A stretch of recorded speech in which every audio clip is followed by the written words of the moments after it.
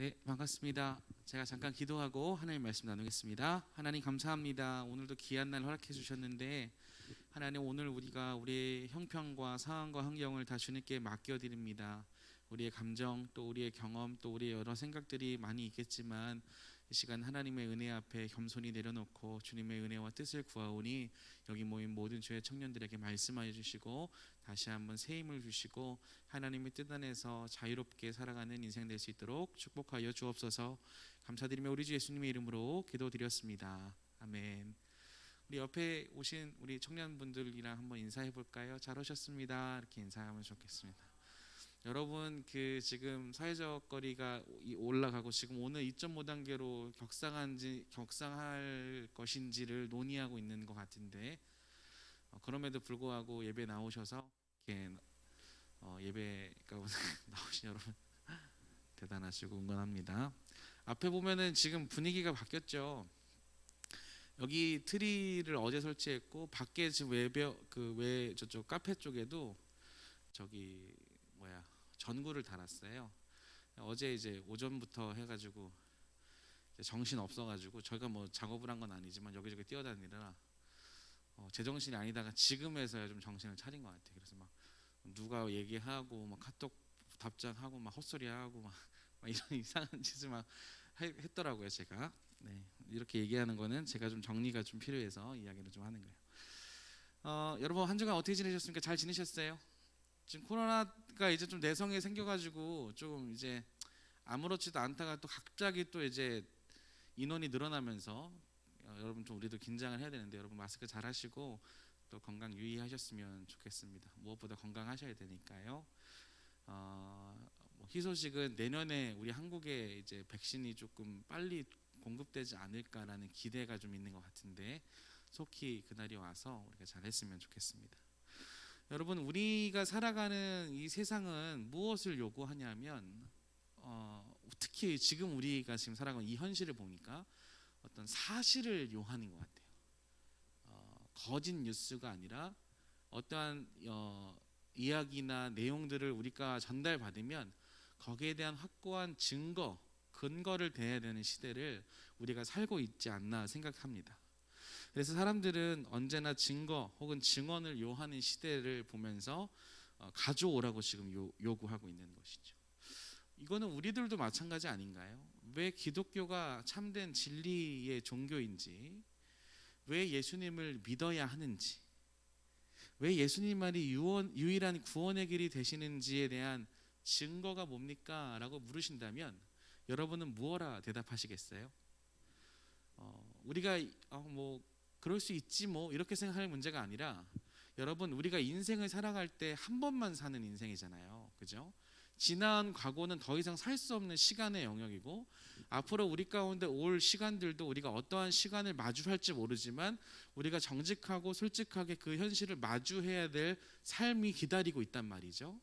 그렇다면 우리가 어떠한 삶을 살아갈 것인가, 즉 우리가 예수님을 믿어서 예수 그리스도의 사람이 되었다라는 이 사실이 무엇인지를 명확히 우리가 이해할 수 있어야, 아니 예수님이 정말 신뢰할 만한 분인가, 예수님의 말씀을 믿을 만한 것인가 라는 것에 대한 내 스스로의 답을 갖고 있지 않으면 어떻게 우리의 인생을 거기에 던질 수 있겠어요? 과연 예수님은 우리를 위하여 이 땅에 보냄받은 하나님의 아들이 맞는가? 여러분 질문해 보셨습니까? 그 사실에 우리 스스로 답하지 못하면 우리는 예수님께 우리의 인생을 걸 수 없는 것이죠. 오늘 우리가 읽은 본문은 예수님께서 참된 하나님의 사람, 하나님의 아들임을 증거하는 말씀을 좀 보여주고 있는데요. 예수님 자신도 자기 자신을 위해 증언하지 않는다고 31절에 이야기하고 있는데 우리 31절 같이 한번 읽어볼까요? 같이 한번 읽어보겠습니다. 시작. 내가 만일 나를 위하여 증언하면 내 증언은 참되지 아니하되. 지금 이 상황은 계속 무엇냐면 유대인들이 예수님께로 나아가서 시비를 거는 거예요. 너 어떤 존재냐? 너가 그렇게 행동하는 거, 이적을 베푸는 거 혹은 표적을 베푸는 거에 대한 권위가 어디서부터 왔느냐라고 묻는 질문들을 계속하는 것이죠. 예수님의 행보들을 보면서. 근데 그러한 사람들의 어떤 태도와 자세들을 보면서 예수님께 뭐라 말씀하시냐면 내가 나를 위해서 증언하지 않는다라고 이야기하시면서 32절의 말씀을 보면 이렇게 이야기하고 있어요. 32절 같이 한번 읽어볼게요. 시작. 증언하시는 이가 따로 있으니 나를 위하여 증언하시는 그 증언이 참인 줄 아노라. 아멘. 나를 위하여, 즉 예수님을 위하여 증언하시는 사람, 존재가 따로 있는데 그분이 혹시 누군지 아세요? 눈치가 있다면 우리가 32절에서 나를, 예수님을 증언하고 있는 존재가 누구라고 생각할 수 있을까요? 네, 아무도 대답 안 하시니까 제가 질문하고 제가 답을 다 할게요. 하나님이신 거죠. 근데 그 당시 유대 사람들은 이 말을 듣고서 그 말을 이해하지 못했던 것 같아요. 자, 그렇다면 우리가 오늘 본문을 통해서 하나님께서 우리 가운데 말씀하시는 것은 하나예요. 예수님이 이 땅에 우리를 위하여 구원자, 우리를 구원하시기 위해 오신 하나님의 백성, 하나님의 아들이라는 이 사실을 예수님은 어떻게 스스로 증언하시는가를 통해서 하나님께서 저와 여러분에게 무슨 질문을 하기 원하시는지, 어떤 은혜를 주기 원하시는지 한번 물어보자는 것이죠. 32절에 보면 나를 위하여 증언하시는 이가 하나님이래요. 여러분 31절에 아까 이렇게 얘기하지 않았어요? 자신이 자기를 위하여 증언한다면 그것은 참되지 않다라고 얘기하잖아요. 여기 생각해 보세요, 여러분. 법정에 섰어요. 내가 피고든 피고인 반대가 뭐지?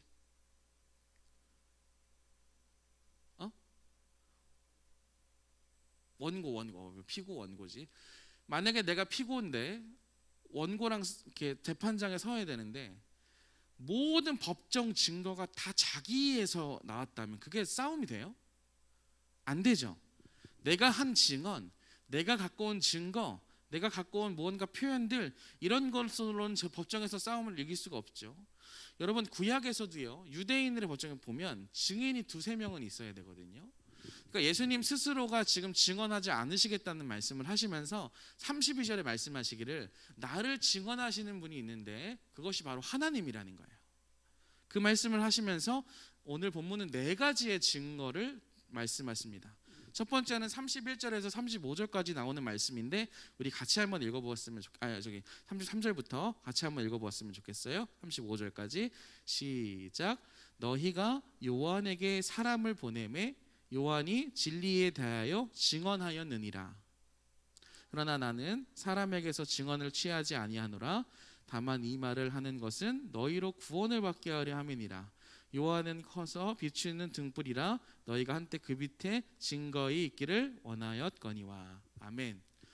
사랑하는 청년 여러분, 우리가 자꾸 놓치는 부분이 있는데 기억하십시오. 예수님은 우리가 예수님의 이름으로 기도할 때든 우리가 삶을 살아가면서 예수님을 묵상할 때든 그 어떤 순간에 있든지 예수님이 이 땅에 오신 이유는 우리를 구원하러 오시는 거라는 것을 꼭 기억하셨으면 좋겠어요. 여러분 이게 너무 당연한 얘기지만 우리가 이 사실에서 뭔가 누리거나 깨닫거나 삶을 살아가면서 하나님께서 주신 은혜를 경험하지 못하면 그래 그거는 그냥 맞는 말이고 옳은 말이고 나와 딱히 상관이 없는 말씀으로 느껴질 때가 있는 것이죠. 근데 오늘 예수님께서 내가 나를 증언하시는 분은 하나님이시다 말씀하시면서 4가지를 말씀하시는데 첫 번째가 무엇이냐면 세례 요한에 대한 증거를 갖고 오셔요. 우리가 방금 읽었던 33절부터 35절까지 말씀이죠. 여러분 세례 요한이 어떠한 존재였냐면, 여러분 이건 유대 역사를 좀 알아야 되는데 마지막 선지자였던 말라기 이후에 세례 요한이 나타나기 전까지의 약 400년의 기간이 있는데, 약 이 400년의 기간 동안 하나님께서 선지자도 보내주지 않으시고 말씀도 하지 않으시는 거예요. 그러니까 얼마나 그 역사 속에서 많은 일들이 있었겠어요. 침략을 당하고 로마에게 핍박을 당하고 하나님의 성전이 무너지고 막 이런 여러 가지 막 역사를 통해서 경험하면서 그토록 기다리던 그리스도, 그분을 기다리고 있는데 마침 나타난 존재가 누구냐면 세례 요한이었는데, 이 세례 요한의 영향이 얼마나 대단했냐면 우리가 1장 넘어가면서 보지 않았습니까? 유대 종교주의 지도자들이 사람을 보내서 세례 요한에게 너가 그리스도냐? 너가 엘리야냐? 우리가 기다리던 그 선지자냐? 라고 물을 정도로 그의 사역의 권위가 엄청났다는 것이죠. 자, 그런데 세례 요한이 아마 이때쯤은 죽임을 당했을 시기였던 것 같아요. 세례 요한이 왜 죽임을 당했을까요? 처음에는 세례도 베풀고 막 어떤 권위 있게 역사도 있고 뭐 병도 나는 역사가 왜 세례 요한에게 없었겠어요? 근데 그렇게 하니까 우리가 그토록 기다리던 사람인가 했는데 이 사람이 갑자기 회개하라 이 독사의 자식들아, 임박한 종말을 피하지 말아라, 이렇게 막 갑자기 막 대갈박에 이제 꿀밤을 한 대 주니 얼마나 마음이 어렵겠어요. 그렇지 않겠어요? 특별히 가장 그 당시에 권위 있고 힘 있다 하는 유대 종교자들을 향하여, 바리새인들을 향하여 너희들 정신 차려, 너희들 회개해야 돼, 하나님이 아브라함의 자손들을 이 땅에 떨어진 돌들로도 만들 수 있어라는 말을 들으니 얼마나 눈에 가시처럼 여기겠어요. 그 당시 헤롯 대왕도 눈에 가시처럼 여기지만 함부로 그를 제거할 수 없었던 이유가 그의 권위가 인정됐기 때문에 그래요. 역사가 일어나고 그의 말은 당시 유대 종교자들과의 가르침과는 달랐기 때문이었겠죠. 자, 그런데 왜 예수님께서 세례 요한의 증거를 가지고 왔느냐? 유대인들이 만약에 세례 요한의 그 역사를 부정해버리고 싶지만 그것을 부정할 수 없었던 게 민중과 회중과 여러 사람들이 다 그런 것들을 보았기 때문이라 말씀드렸죠. 그러니까 이 사실을 인정해버리면 그러니까 말씀을 봅시다. 내가 지금 말을 잘 못하는데 누가복음 20장 한번 펴보실래요? 누가복음 20장 4절을 한번 보세요.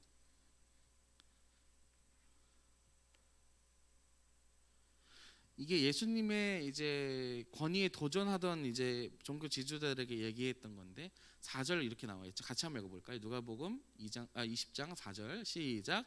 요한의 세례가 하늘로부터냐 사람으로부터냐, 이렇게 이야기하고 있어요. 그러니까 세례 요한이 아무리 밉게 보여도, 아무리 나에게 어떠한 바른 말을 해서 정말 눈에 가시처럼 여겨도 그의 세례, 그가 했던 사역은 다 누구같이 다 마음속에 무엇을 인정하냐면 그것이 하나님으로부터 왔다는 것이 인정 안 할 수가 없는 거예요.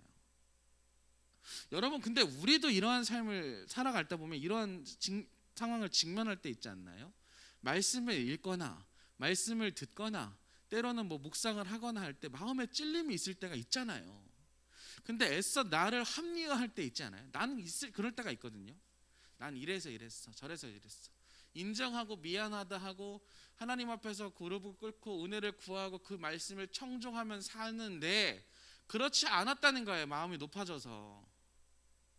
근데 예수님께서 요한의 증거를 가져와서 말씀하시기를 뭘 말씀하시는 거예요? 너희들 알지 않냐? 세례 요한의 사역의 권위가 어디서부터 비롯된 건지 알지 않냐? 너희가 그것을 인정한다면 세례 요한이 누구를 증거했느냐? 나를 증거한 거 아니냐? 세례 요한은 말했죠. 나는 물로 세례를 베푸지만 내 뒤에 오시는 분은 성령으로 세례를 받는다. 나는 그의 신발끈 하나 풀기도 감당치 못할 자다. 내 뒤에 오시는 분이 나는 그림자고 본체는 뒤에 오신다. 그 너희들이 인정하던 그 사역과 세례를 베푸던 세례 요한이 증거했던 자가 바로 나라는 사실. 그것을 드러내시면서 예수님께서 참된 하나님께 보낸 아들임을 증거하고 있다는 거예요. 근데 더 재밌는 건 무슨 말씀이냐면 다시 말씀 오늘 본문으로 오시면 이렇게 예수님께서 말씀을 하신단 말이죠. 35절에 보니까 요한은 커서 비추이는 등불이라 너희가 한때 그 빛에 즐거이 있기를 원하였대요. 요한의 말을 듣고서 기뻐하고 즐거워하고 하던 때도 너희에게 잠깐 있었는데 그 빛에 너희들이 즐겁게 있길 원했지만 그러지 않았다는 거예요.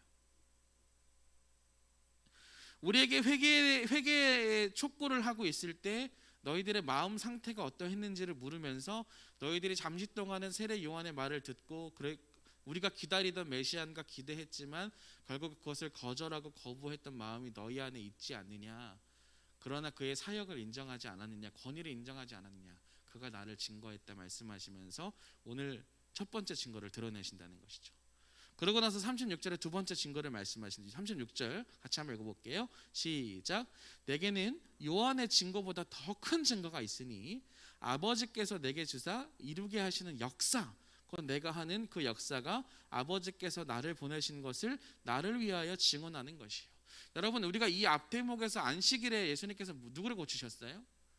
38년 된 병자를 고치셨잖아요. 이러한 이적과 기적과 표적들이 드러나는 이유가 뭐냐는 거예요. 이것이 곧 나를 위하여 증거하시는 하나님의 증언이라는 거예요. 다시 한번 말씀드릴게요. 예수님께서 말씀하시기를 내가 나 자신을 위하여 증언할 수 있지만 그 증거하지 않겠다. 나를 위하여 증거하시는 분이 있다. 그분이 하나님이신데 그분이 지금 내가 하는 사역과 하는 일, 우리가 앞서서 배웠던 것처럼 하나님 아버지도 지금 일을 하니 나도 일을 한다라고 말씀하셨던 것처럼 내 사역, 내게 드러나는 이런 모든 역사들은 하나님으로부터 나오는 것이다. 나는 너희를 구원하러 이 땅에 보냄받은 하나님의 아들이다라는 말씀을 분명하게 하고 있다는 것이죠. 사람이 할 수 없고 아까 우리가 누가복음 24장 본 것처럼 하나님만이 하실 수 있는 일이 삶 가운데 드러나고 있지 않느냐. 하나님의 일하심의 증거라는 것이죠. 근데 문제는 이 사실을 인정해버리면 무슨 일이 벌어지냐면 자기들이 가졌던 기득권을 다 내려놔야 되는 상황이 벌어지는 거죠. 왜일까요? 예수님의 가르침 말씀의 권위에 따라서 성전도 청결하시고 많은 종교지들에게 너희들이 맹인이다 이야기하시고 너희들이 갖고 왔었던 기득권, 너희들이 생각한 종교적 여러 법들을 내가 다 철폐하겠다. 이 성전에서 임하는 것이 아니라 새로운 길이 나로부터 비롯될 거라는 말씀을 하시면서 이제 하나님의 새로운 구원의 길을 제시하는 일들까지도 인정해버리게 되는 거예요.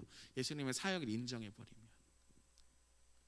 여러분, 제가 저와 여러분에게 부탁드리고 또 예수님의 이름 간구하기로는 여러분 우리의 마음의 빗장이 풀리기를 우리 주 예수님의 이름으로 축복드립니다.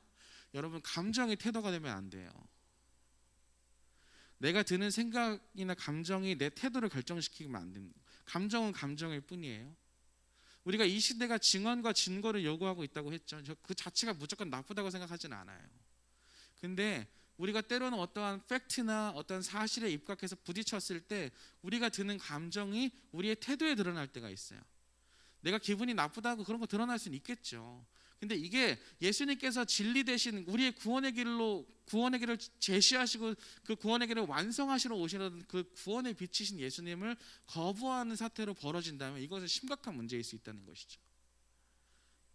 예수님 분명히 말씀하셨죠. 나는 사람에게서 원광을 찾지 않고 증거를 찾진 않지만 너희의 구원을 위하여 내가 이런 이야기를 한다라는 말씀을 기억하셨으면 좋겠습니다.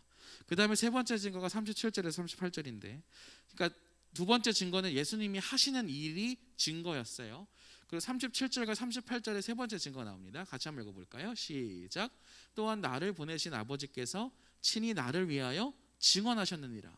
너희는 아무 때에도 그 음성을 듣지 못하였고 그 형상을 보지 못하였으며 그 말씀이 너희 속에 거하지 아니하니 이는 그가 보내신 이를 믿지 아니함이라. 아멘.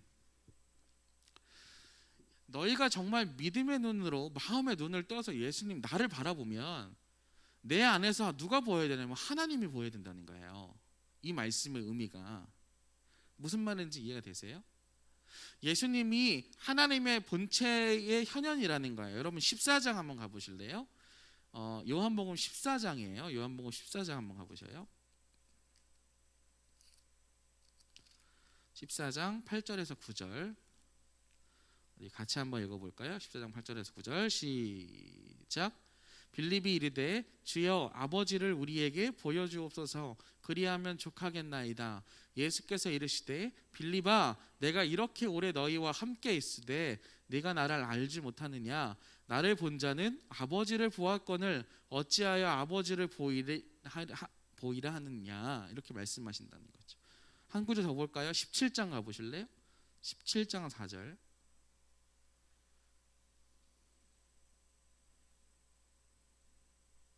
17장 4절 시작. 아버지께서 내게 하라고 주신 일을 내가 이루어 아버지를 이 세상에서 영화롭게 하였사오니. 지금 예수님과 하나님은 뗄래야 뗄 수 없는 관계예요. 그죠? 나를 본 자는 곧 아버지 하나님을 본 자라는 거예요. 근데 그걸 실패하고 있는 거예요. 바리새인들이. 예수님을 보고 예수님의 말씀을 듣고 예수님이 행하신 일을 보면 그러니까 우리가 마음의 눈으로, 믿음의 눈으로 예수님 말씀을 들으면 우리가 그분이 어떠한 분이신지 알고 깨닫고 누리는 일에 가야 되는데, 우리의 마음의 빗장이, 우리의 감정이 그 일을 막고 있다는 거예요. 그러니 너희가, 그래서 38절에 말씀하시잖아요. 너희가 38절에 그 말씀이 너희 속에 거하지 아니한다. 이는 그가 보내신 이를 믿지 않아서 그렇다. 믿음의 눈으로 눈을 열고 봐라. 귀를 열어라. 여러분, 성경을 읽으려면 어떻게 해야 돼요? 성경을 펴야죠. 그죠? 덮어놓고 읽을 수 없잖아요. 근데 되게 많은 사람들이 덮어놓고 읽더라고요. 마음의 눈을 열고 믿음의 눈을 열고 나를 구원하시기 오신 예수님을 증거하는 말씀을 마주해야 되는데, 그걸 하지 않으니 이 말씀이 믿어지지가 않는 거예요. 소위 다시 말해서 말씀이 믿어지지 않는 것은 이 말씀이 증언하고 증거하는 예수님을 신뢰하는 쪽으로 나아가지 못하는 것으로 나를 계속 묶어둔다는 거예요. 여러분, 우리는 이러한 실수와 이런 우를 범하지 않기를 우리 주 예수님의 이름으로 축복드립니다. 하나님이 증언하시고 있다는 사실을 통하여서 예수님께서 말씀하시는 일을 들었으면 좋겠어요. 우리 마지막이에요. 39절에서 47절까지인데 좀 길지만 우리 한 목소리 한 번 더 읽어볼게요. 네 번째 증거가 뭐냐면 39절에서 47절 시작. 생각하고 성경을 연구하거니와 이 성경이 곧 내게 대하여 증언하는 것이니라. 그러나 너희가 영생을 얻기 위하여 내게 오기를 원하지 아니하는도다. 나는 사람에게서 영광을 취하지 아니하노라. 다만 하나님을 사랑하는 것이 너희 속에 없음을 알았노라. 나는 내 아버지의 이름으로 왔음에 너희가 영접하지 아니하나 만일 다른 사람이 자기 이름으로 모으면 영접하리라. 너희가 서로 영광을 취하고 유일하신 하나님께로부터 오는 영광을 구하지 아니하니 어찌 나를 믿을 수 있느냐. 내가 너희를 아버지께 고발할까 생각하지 말라. 너희를 고발하는 이가 있으니 곧 너희가 바라는 자 모세니라. 모세를 믿었더라면 또 나를 믿었으리니 이는 그가 내게 대하여 기록하였음이라. 그러나 그의 글도 믿지 아니하거든 어찌 내 말을 믿겠느냐 하시니라. 아멘. 사랑하는 청년 여러분, 우리는 그리스도 안에 있는 자들이고 그리스도를 믿는 자들이에요. 믿으시죠? 이 사실을 여러분 붙잡고 살아가신 존재가 저와 여러분입니다. 근데 지금 예수님께서 말씀하시기를 뭐라고 하죠? 우리에게도 적용해 보자는 거예요. 39절에서 47절까지 예수님을 증거하는 네 번째 증거가 뭐냐면 말씀이에요. 성경이라는 거예요. 39절에 보니까 이렇게 나오지 않아요? 너희가 성경에서 영생을 얻는 줄 생각하고 성경을 연구한대요. 성경을 안 읽는 게 아니야. 연구를 한단 말이야. 들어요. 근데 이 성경이 곧 내게 대하여 증언하는 것임을 모르는 거예요. 여러분, 왜 성경을 읽으세요? 왜 이 시간에 말씀을 듣죠? 왜 우리가 하나님 앞에서 은혜의 현장 나와서 하나님께 은혜를 구하죠? 그리스도로 말미암아 우리 가운데 하나님께서 주고자 하는 것을 누리는 위함 아닌가요? 근데 우리는 자꾸 뜬구름을 잡아요. 하나님 믿어서 내 삶이 잘 되는 거 맞죠? 잘 돼요. 결론적으로 정말 잘 될 거예요. 여러분, 우리 그런 삶 살 거예요. 믿으시죠? 그런데 우리가 삶의 곳곳에서 말이에요, 하나님과 함께 그분의 말씀과 그분과 함께 돌아보는 인생이 펼쳐져야 되는 거잖아요. 그렇죠? 내 마음이 이런 상태야. 내가 살아가는 삶의 현장이 이래. 그러면 내가 하나님의 말씀을 열고 연구하고 그분의 말씀을 경청하고 들으면 내가 어떻게 하나님의 뜻 안에서 영생을 얻은 자답게 이 상황을 바라보고 살아갈 것인가가 나와야 정상인 거예요. 그걸 누려야 되는 건데 그걸 누리지 못하는 일이 벌어져요. 왜 그럴까요? 40절 보세요. 그러나 너희가 영생을 얻기 위하여 뭐래요? 내게 오기를 원하지 않는다는 거예요. 여러분, 예수님을 어떤 분으로 여기고 계십니까? 나를 구원하시는 분이라는 거 다 알고 있죠? 그걸 누가 몰라요? 여러분, 정말 그걸 믿고 누리고 계세요? 여러분, 말씀을 읽으실 때 나를 위하여 찾아오셔서 영생을 주시기를 기뻐하시는 그분을 믿고 누리고 계세요? 여러분, 우리 이거 한번 돌아보았으면 좋겠습니다. 40절, 너희가 영생을 얻기 위하여 내게 오기를 원하지 않는다는 거예요. 여러 문제가 있습니다. 여러분, 수도 없는 문제가 우리를 기다리고 있을지 모르겠어요. 그 현장을 뚫고 예수님이 찾아오셨어요. 마치 38년 된 병자에 찾아가셨던 것처럼. 그 38년 된 병자가 뭐 했어요? 내가 병이 낫지 못하는 이유, 내가 병이 낫는 것을 원하는 것도 까먹은 거잖아요. 천사가 와서 물을 건드렸는데 그 물을 건드렸을 때 내가 먼저 들어가야 되는데 나는 지금 못 간다는 거 아니에요. 몸이 아파서. 그래서 못 난다는 거 아니에요. 이런 착각을 우리가 하고 있잖아요. 예수님은 이러한 세상의 구조와 여러 불신과 생각들을 안에서 참된 안식과 참된 영생이 나로부터 공급될 수 있다는 것을 보여주시고 구원하시기 오셨는데, 그 영생이 주님으로부터 오는데 그 영생을 구하러 예수님께 나가지 않는다. 말씀을 읽고 대해도 그 영생을 구하며 그분을 더 누리기 위하여 믿음으로 간구하는 삶을 살지 않는다면 과연 어떻게 예수님이 참된 구원의 길이요 진리임을 누릴 수 있겠냐 물으시는 것이죠. 화낸 건 아닙니다. 여러분, 우리 스스로 한번 생각해 보자는 거예요.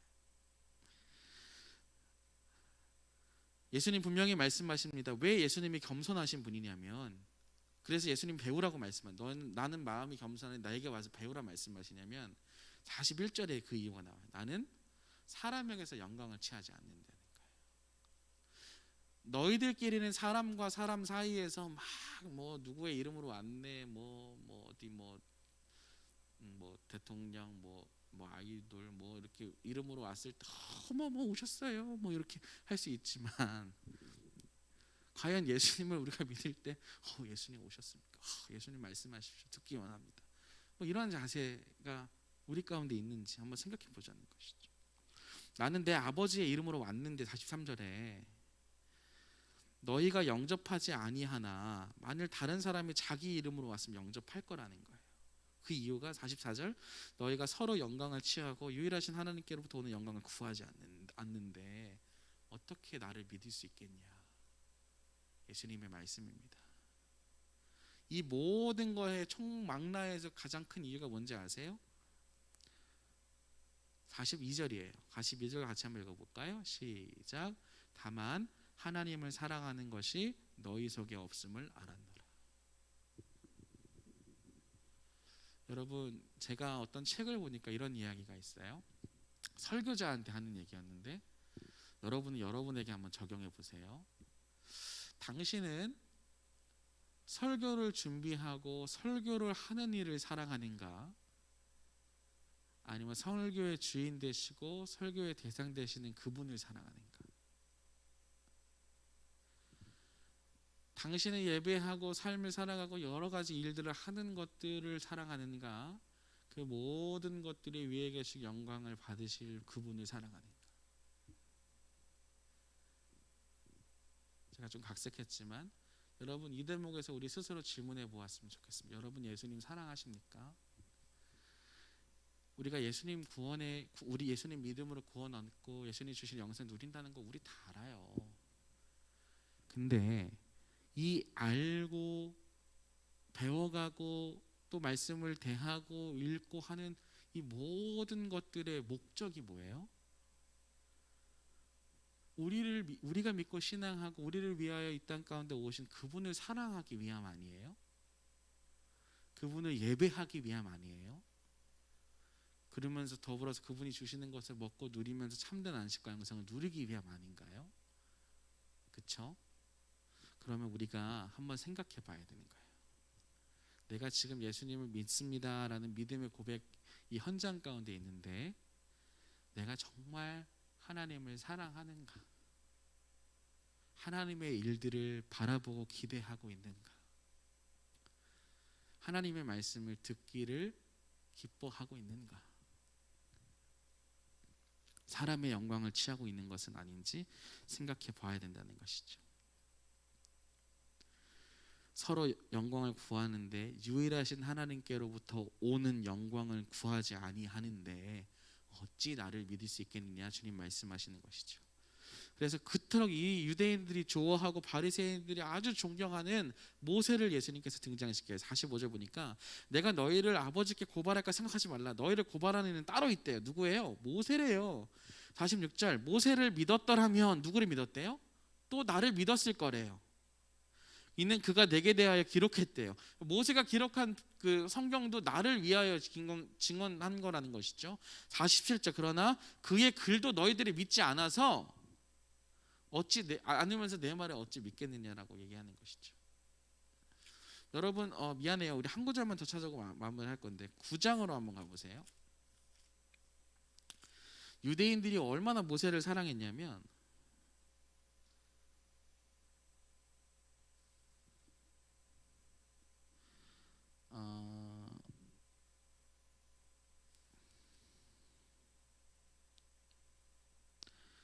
어, 47절을 보면 이렇게 나와 있죠. 47절 한번 볼까요? 시작.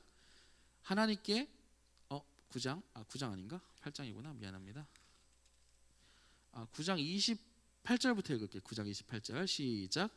그들이 욕하여 이르되 너는 그의 제자이나 우리는 모세의 제자라. 그 앞절에 보면 맹인된 자가 눈을 떠요. 27절에 보니까 대답하되 내가 이미 일렀어도 듣지 아니하고 어찌하여 다시 듣고자 하나이까. 당신도 그의 제자 예수님의 제자가 되려 하나이까 라고 얘기하니까 그 바리새인들이 유대인 종교자들이 펄펄 뛰면서 얘기하는 거예요. 아니다. 그들이 욕하여 이르되 너는 그의 제자일지 모르지만 나는 누구의 제자래요? 모세의 제자라는 거예요. 47절 보세요. 47절.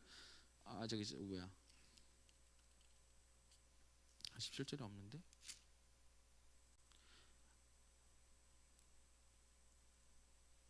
41절 시작.